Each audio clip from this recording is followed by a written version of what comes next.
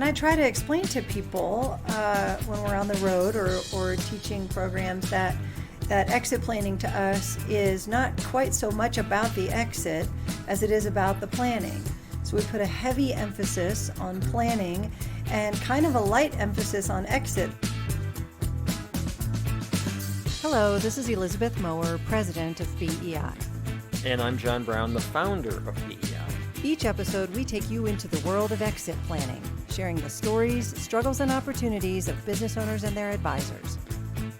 We'll get into this episode's conversation right after this.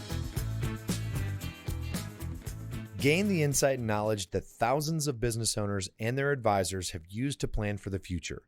The BEI membership equips you with the proven process that enables owners to exit their business on their terms.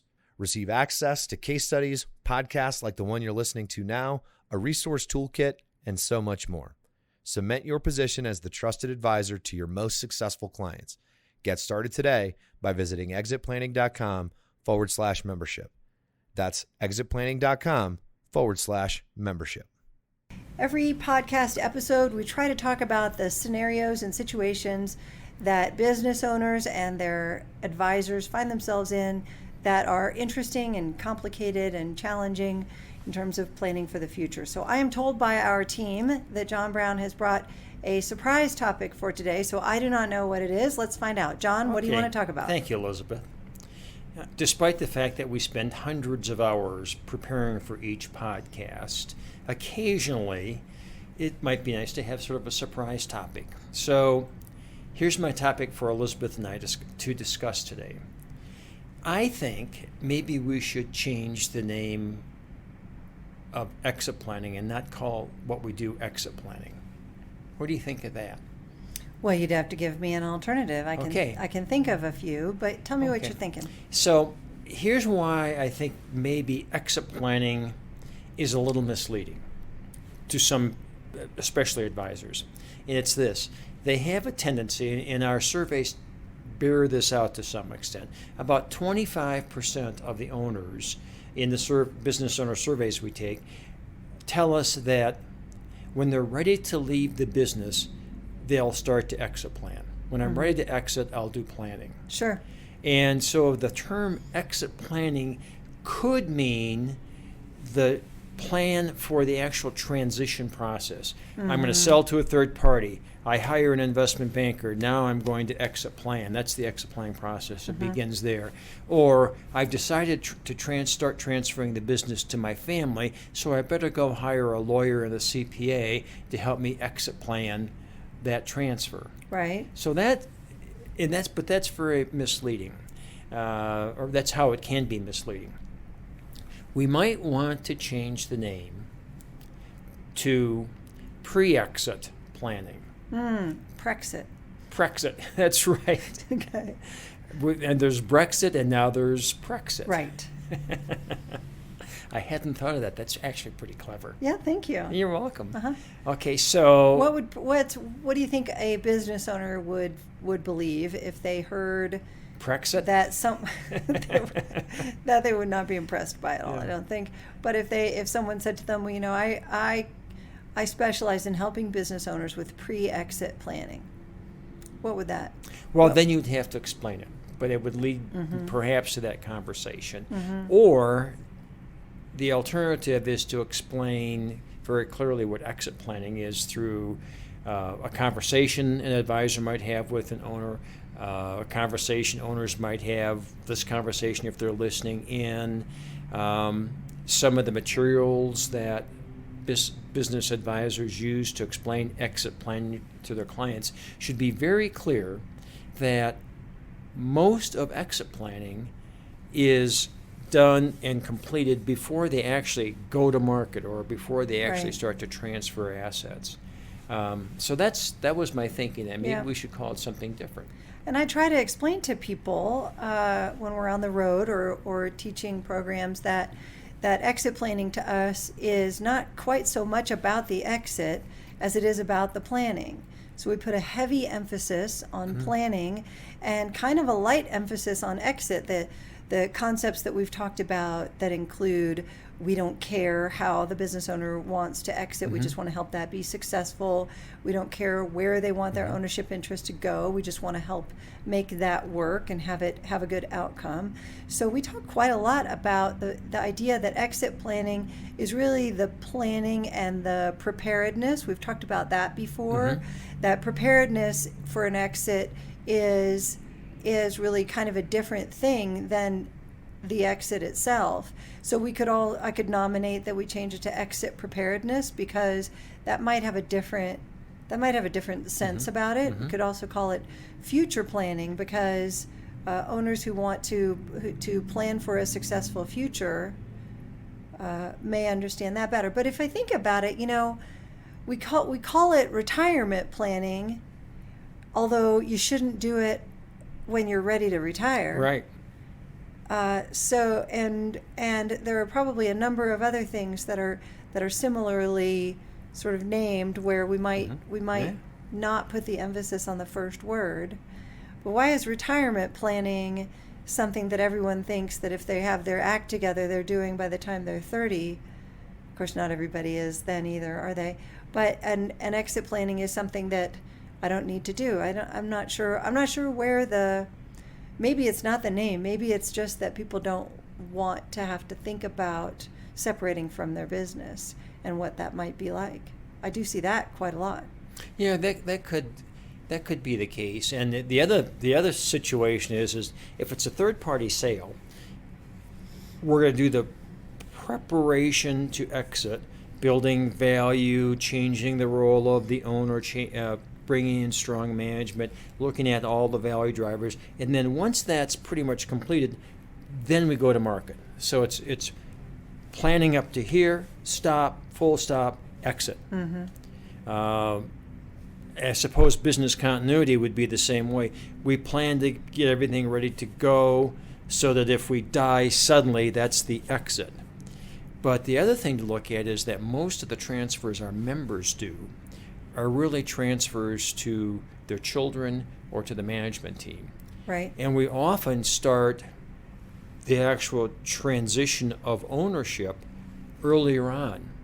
And so it's planning, it's starting to transfer ownership, it's continuing to plan, adjust, and then ultimately there's a liquidity event. But there might be a period of 3 to 7 or 8 years where we're transitioning ownership as we're planning. So I don't even know what to call that.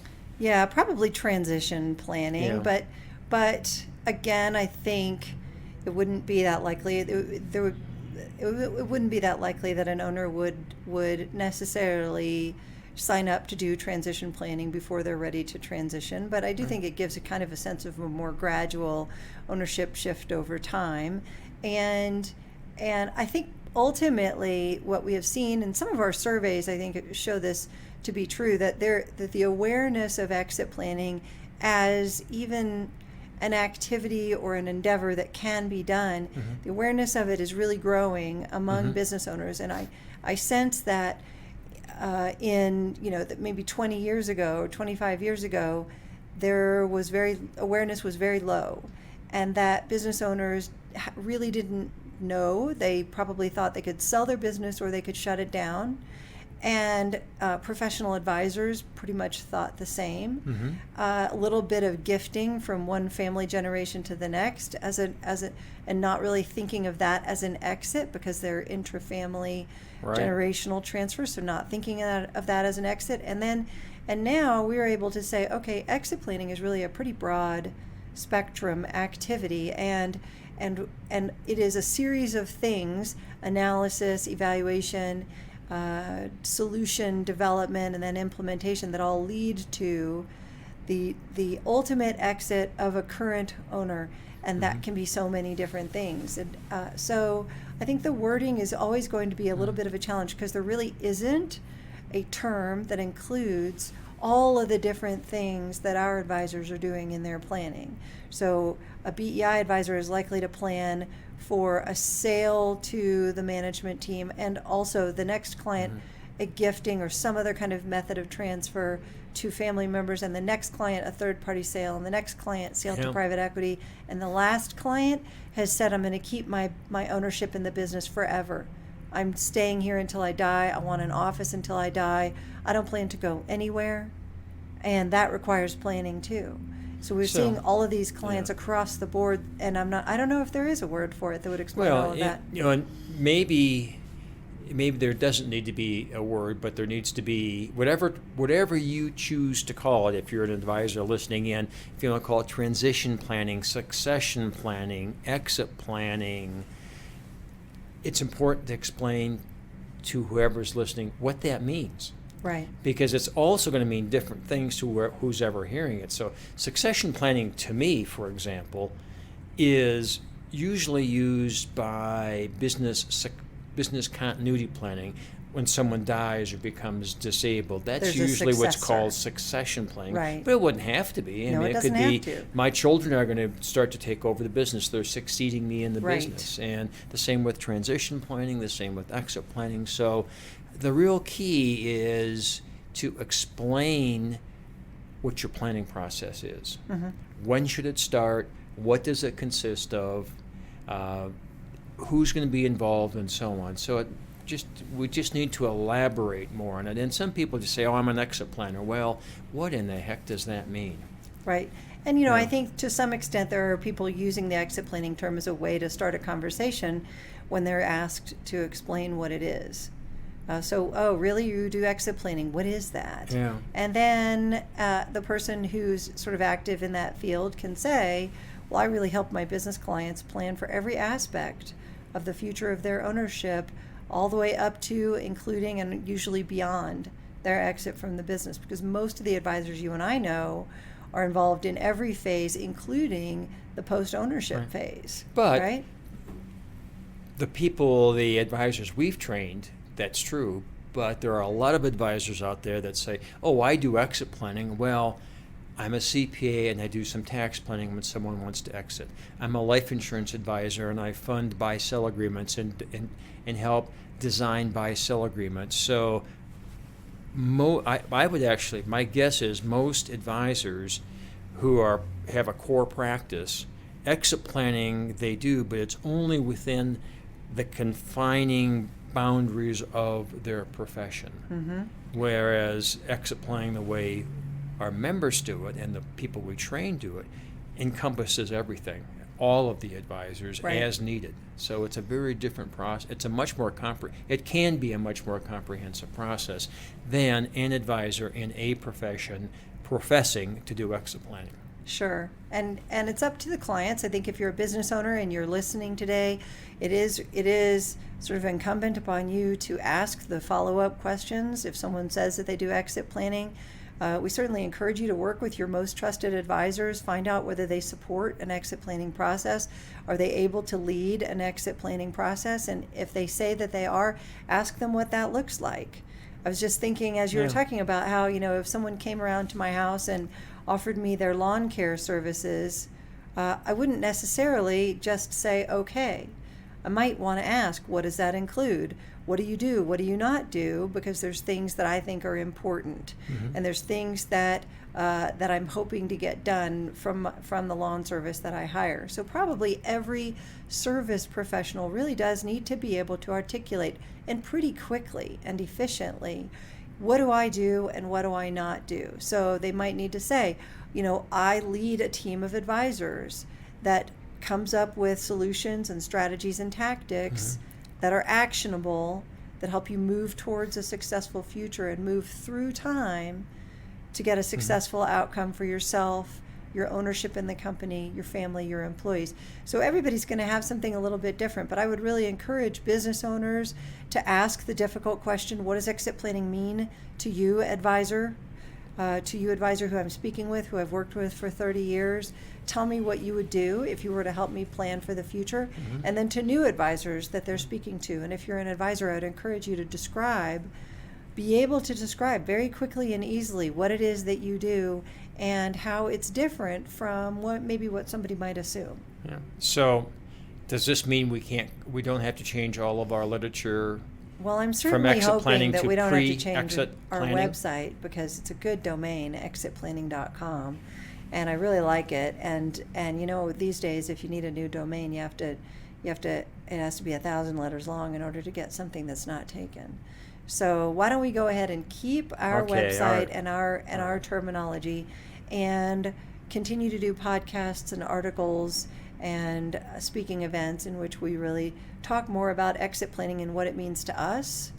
I do tell a lot of advisors that with whom we work that BEI style planning is a very particular kind of planning, that it's extremely comprehensive and very thorough, that it's collaborative, and the advisors that use our process sort of have embraced that. So BEI style planning is a type of exit planning that we suggest advisors use and that business owners go through.